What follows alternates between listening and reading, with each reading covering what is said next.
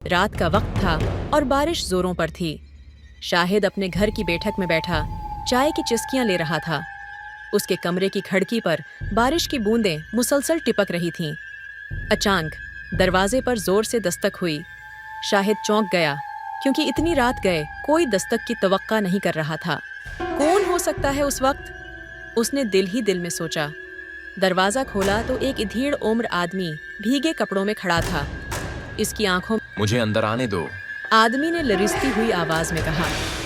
शाहिद ने कुछ हचकचाहट के बाद उसे अंदर आने दिया और पूछा, आप कौन हैं और इतनी रात को यहाँ क्या कर रहे हैं? मैं एक मुसाफिर हूँ, लेकिन इस वक्त में जिस मुसीबत में हूँ वो बयान से बाहर है। कोई मेरा पीछा कर रहा है और मैं भागते भागते यहाँ तक पहुँचा हूँ। शाहिद को उसकी बातों में कुछ अजीब सा लगा, लेकिन उसने मजीद सवाल नहीं किए और मुसाफिर को बैठने का इशारा किया। मुसाफिर की नजरें मुसलसल खिड़की की तरफ थीं, जैसे वो किसी का इंतजार कर रहा हो या फिर किसी का खौफ। आपको चाय चाहिए? शाहिद ने माहौल का दबाव कम करने की कोशिश की। मुसाफिर ने हाँ में सिर हिलाया, लेकिन वो अब भी बेचैन नजर आ रहा था। जैसे ही शाहिद चाय लेने के लिए उठा, मुसाफिर ने जल्दी से कहा, खिड़कियां बंद कर दो, कोई आ रहा है। शाहिद चौंक गया। वो जल्दी से खिड़कियां बंद करने लगा, लेकिन अभी आधी खिड़की ही बंद की थी कि बाहर किसी के कदमों की आवाज सुनाई दी। वो कदमों की आवाज धीरे धीरे करीब आ रही थी। शाहिद का दिल जोर जोर से धड़कने लगा। क्या वाकई कोई हमारा पीछा कर रहा है?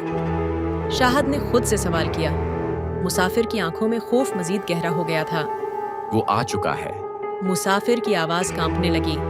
शाहिद ने हिम्मत जमा करके दरवाजे की तरफ कदम बढ़ाए और दरवाजे के सुराख से बाहर झांका। बाहर एक शख्स खड़ा था जिसका चेहरा नजर नहीं आ रहा था, क्योंकि वो एक लंबा कोट और बड़ी सी टोपी पहने हुए था। अचानक वो शख्स दरवाजे पर जोर। दरवाजा ना खोलना। शाहिद ने दरवाजे से पीछे हटते हुए पूछा, ये कौन है और तुम उससे क्यों भाग रहे हो? मुसाफिर ने सिर झुकाया और बोला, ये वो शख्स है जिससे बचने के लिए मैं बरसों से छिपता फिर रहा हूँ।